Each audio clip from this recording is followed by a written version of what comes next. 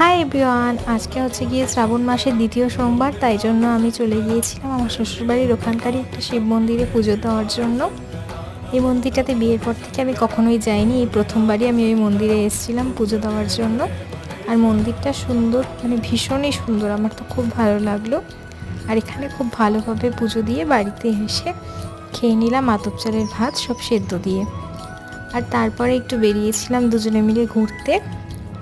আর এখানে ঘুরতে ঘুরতে একটা ক্যাফেতে একটু গিয়েছিলাম একটু চা খাওয়ার জন্য। এটা গ্রামের আদলেই বেশ সুন্দর করে তৈরি করেছিল, খুব ভালো লাগছিল চারপাশটা। আর এই পরিবেশটাও ভীষণ ভালো লাগলো। এখানে বেশ খানিকটা সময় কাটিয়ে নিলাম দুজনে মিলে। আর তারপরে আমরা চা অর্ডার দিয়েছিলাম, চা খেয়ে চলে আসলাম বাড়ির উদ্দেশ্যে। ভিডিওটা কেমন লাগলো জানিও। আজকের মতন টাটা।